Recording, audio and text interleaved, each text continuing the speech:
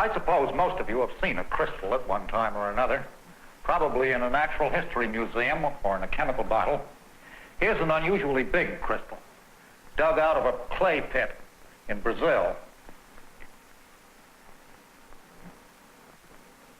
Here's a smaller one, broken from the side of a cleft in the rock in Arkansas. But crystals aren't always big, beautiful things like this. As a matter of fact, crystals are everywhere. The salt you use to flavor your food, for example. It consists of little crystals of sodium chloride. You can see their shapes by looking at them through a magnifying glass. Little cubical crystals of sodium chloride. Snow. Here are some enlarged pictures of single snowflakes. Each is a single crystal of water. Here's a crystal I like especially well, probably because I made it myself. It's a crystal of alum. As a matter of fact, you can make a crystal just like it. I put some directions in the film notes in case you want to do it yourself. You buy the alum you need at a drugstore and grow the crystal in a mason jar. If you do this, I'm sure you'll be very much impressed by one thing. The crystal keeps growing, maybe for a week. It keeps getting bigger, but all the time, it has plain faces, meeting in sharp edges. You can see I haven't ground the faces on this crystal or polished them at all. This is just the way the beast grows. It almost seems as if you were getting something out of nothing, something with a shape all its own, which it decides all by itself throughout its career. In order to grow a single perfect crystal as big as this, you have to take pains and let everything happen slowly. But you can see what's actually happening by letting things happen a little bit faster and looking at the business under the microscope. I'm going to take a solution of alum, which is just itching to deposit crystals, and make a little pool of it on the microscope slide, and then add a few little crystals of alum to give the alum something to deposit on.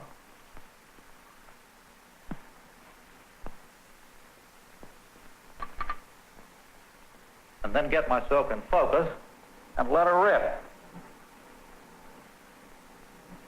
There they are. You can actually see them grow if I turn now to a higher magnification.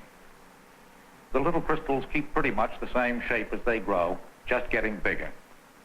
Naturally, they all sit down on the microscope slide on one of their biggest faces. So you see the shape of the crystal depends mostly on what the crystal is made of, and not on its size, so long as it's free to grow in all directions. Now, crystals don't only grow out of solutions. They grow out of gases. Snowflakes, water crystals grow that way.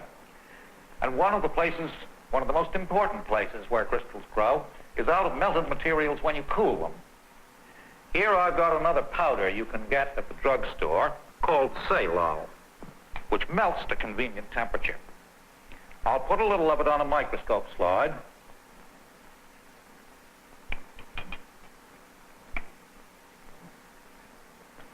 Then I'll carry it over here to the hot plate and melt it.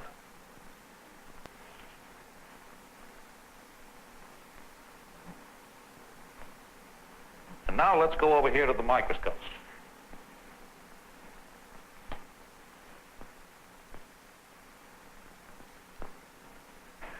There's one growing, turning very slowly in the liquid as it grows, because it hasn't quite sat down on the slide yet.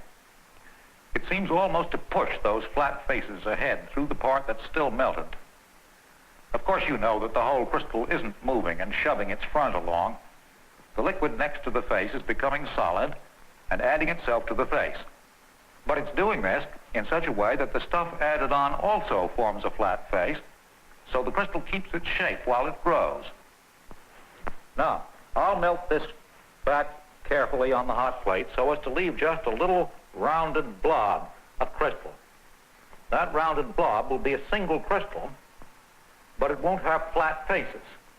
And I want you to see what happens when this cools down again under the microscope.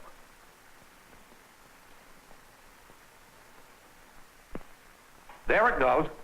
growing the faces it wants to have, filling in the hollows and squaring off the rounded corners so that its boundaries are all flat again. Notice now what happens when two crystals bump into each other, so to speak. They don't push each other around, they just stop growing where they meet, because they've used up all the stuff to grow with there. So the boundary between two crystals isn't necessarily one of the natural faces on either of them. The boundary line just depends on how the crystals happen to come together. When the whole thing is finally frozen, you have a dense mass of crystals. Maybe no single one of them shows any of its natural faces, but the whole mass is made up of crystals just the same. Almost all rocks are made up this way. Granite's a good example. Here's a hunk of it. Let's take a close look at it. You can see grains of the different colored minerals which make up granite. Here's a grayish grain of quartz. Here's a grain of pink feldspar. And the little black flecks are grains of a kind of mica. And each of these grains will be a single crystal. Notice that the three things don't mix together in the solid. They crystallize out in separate grains. Before I get through, you'll begin to see why. When you came in, I was melting some bismuth in a crucible over here, and it's been cooling. And crystals ought to have formed on the sides of the crucible, so that when I pour off the part of the bismuth that's still melted, you can see them.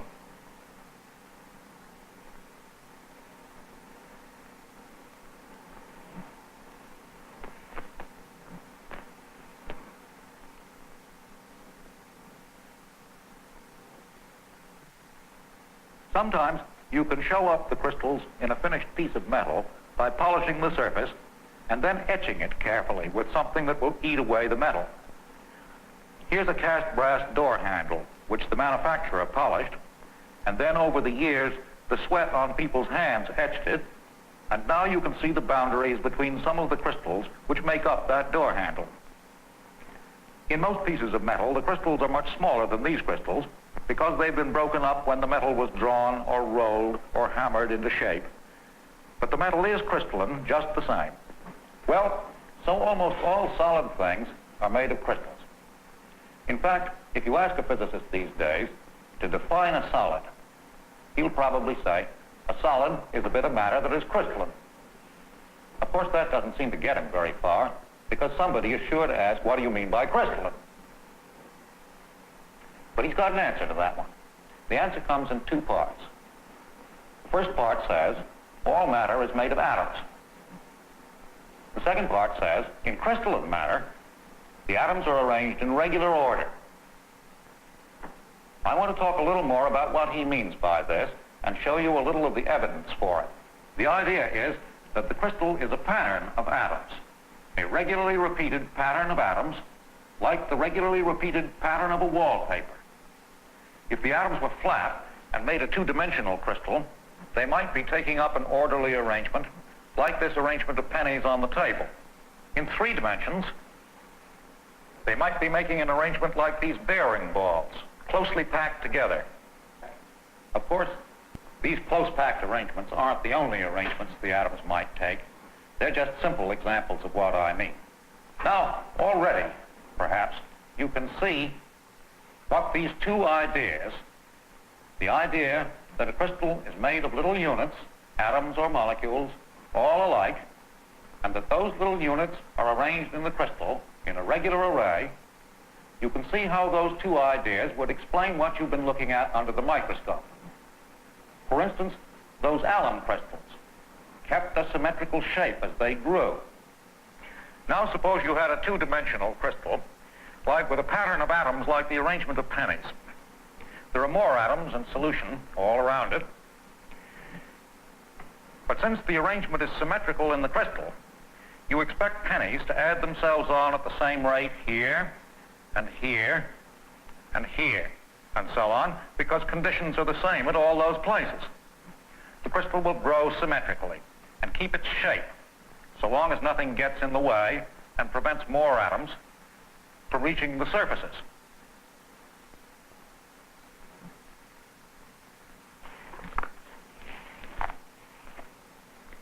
Let me show you another kind of evidence for these two ideas. It's a kind of evidence which doesn't come from the process of growth. It comes from the properties of the finished crystal. This is the evidence of cleavage. If you've ever handled mica, you're acquainted with cleavage. The mica crystals you find in nature come apart easily in one direction and not in any other, so that you can split them into extremely thin, tough sheets. The mica acts as if it was made like a book, with a lot of leaves of tough paper.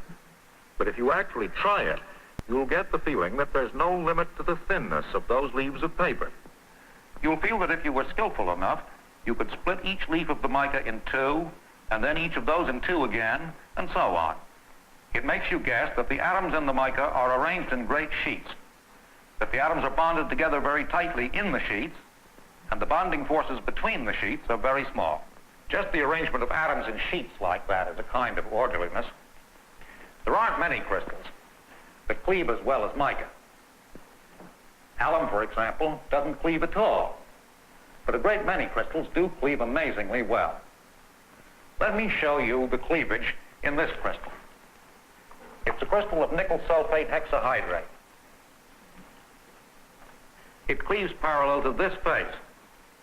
I'll put the thing down on a little plasticine to hold it in place.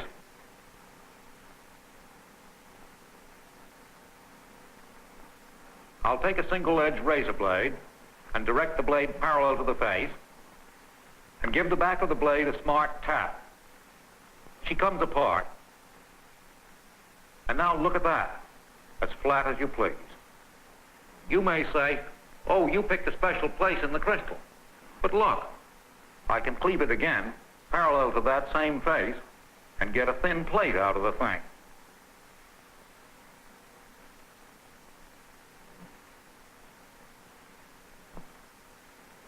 So it isn't a special place in the crystal, it's a special direction in the crystal. Now maybe you will say, oh, that isn't any special direction.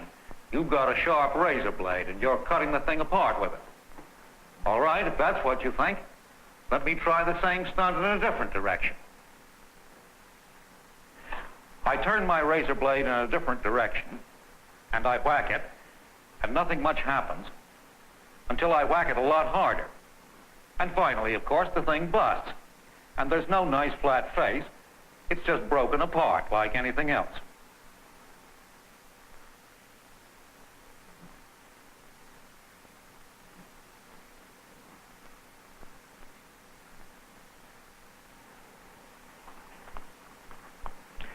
Now let me show you the cleavage in another crystal, a crystal of sodium nitrate. Here's a crystal that cleaves in three directions, not just one. I can cleave it here, like this,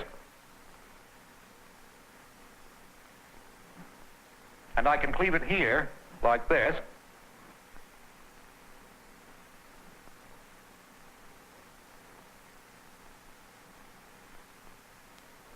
and here, like this. By the way, you can grow both these crystals, nickel sulfate and sodium nitrate, by recipes given in the film notes in case you want to play around with the stuff yourself. Sodium nitrate has a lot of interesting properties. It has most of the properties of the mineral calcite. When big crystals of calcite were first discovered about 300 years ago in a quarry in Iceland, the scientists of that day got hold of some, and their studies of the stuff made the first big start in our understanding of crystals. As I say, sodium nitrate and calcite have many properties in common. In particular, they both cleave the same way. When those earlier scientists saw the way calcite cleaves, they had the idea that maybe calcite was made of tiny building blocks, all alike and all having the shape of little cleavage blocks of calcite. You may be inclined to laugh at this and say that calcite, like all matter, must be made of atoms, and atoms don't look like building blocks.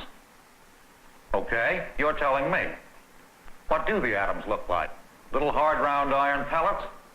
Don't let me fool you with those pennies and bearing balls I've been showing you. They just show where the atoms are, not what the atoms look like. For all I know, the atoms look like four-leaf clovers. I want to emphasize that those early scientists produced both of the main ideas which go into the picture of a crystal that we have today. First, they were saying crystals have an ultimate fine structure, the building blocks.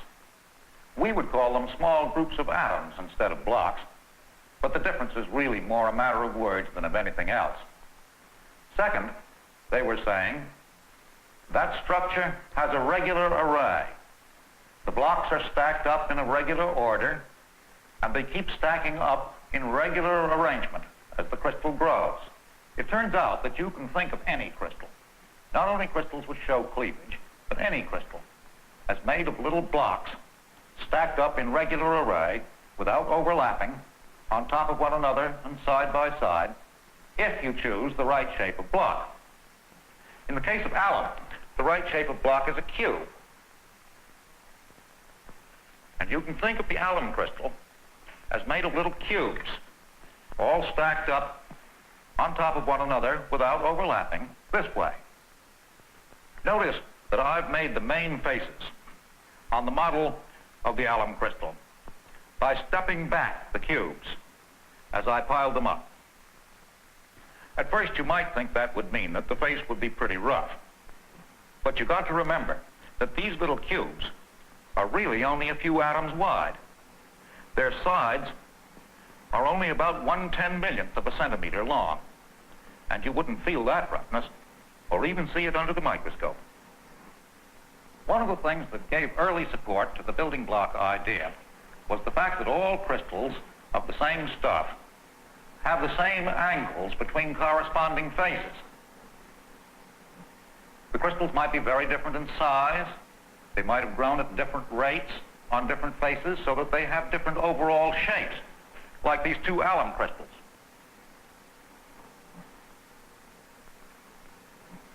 Nevertheless, the angles between corresponding faces of all crystals are the same, so long as the crystals are made of the same material.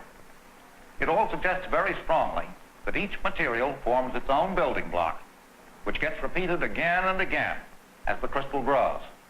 Now, turn back for a moment to the microscope and remind yourself of what is happening while a crystal grows. Atoms are constantly arriving at the surfaces and adding themselves onto those surfaces in an orderly way, and they're doing this at an amazing rate of speed. The crystals you're looking at are growing fairly fast.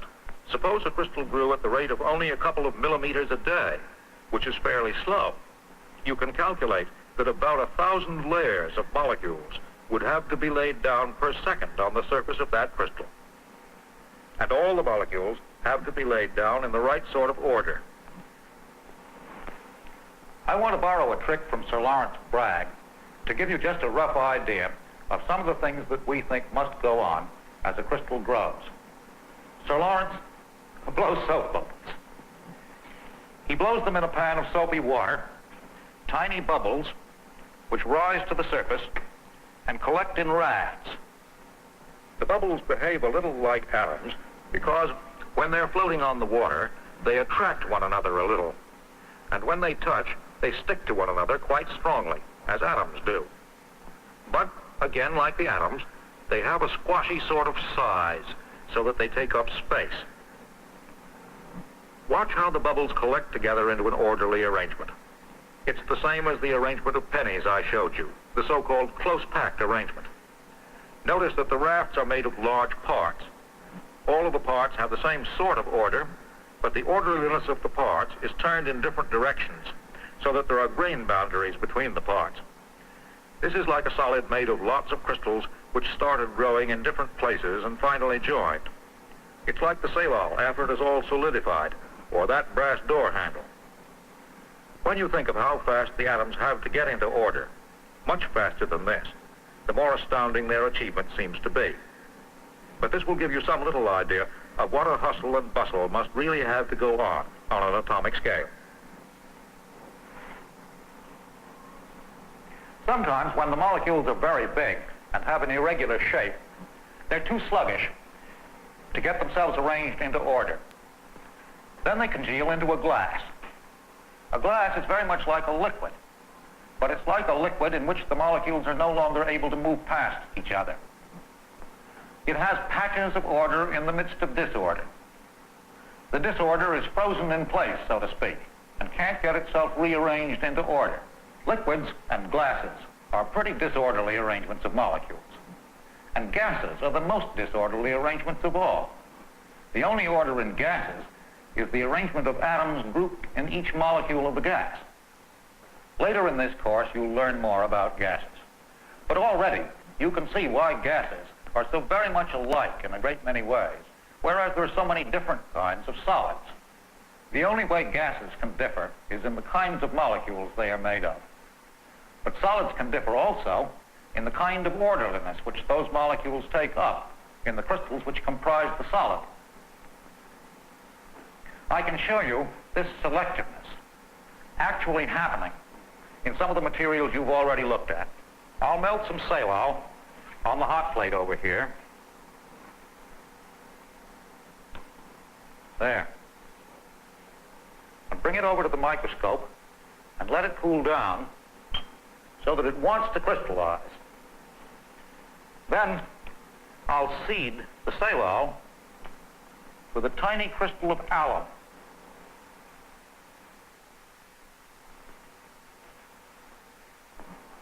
Nothing happens. No salal will crystallize on it.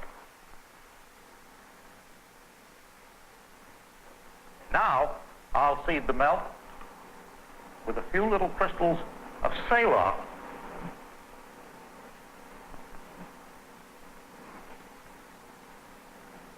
And you can see the salal crystals grow, leaving the alum crystal unaffected.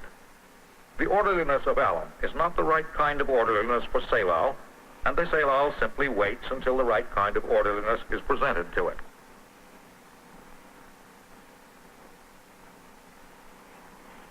And I think now you can see what I promised you would see about granite. Why it is that the three different ingredients, quartz, feldspar, and mica, form three separate kinds of crystals in the granite and don't form just a single crystal in which the molecules of quartz, feldspar, and mica all take part together. It's because those three kinds of molecules normally form crystals with three different kinds of order. When the three kinds of molecules are all together, they can't find a kind of order which is common to all three of them. So they crystallize out separately, each in its preferred way. You know, after 20 years of growing crystals, I still find the whole business nearly miraculous. You go to the microscope to watch it, and it happens again. And you know that the atoms are at work, busily, almost unerringly, constructing something. Something regular, something orderly, constructing something which, from an atom's point of view, is simply enormous.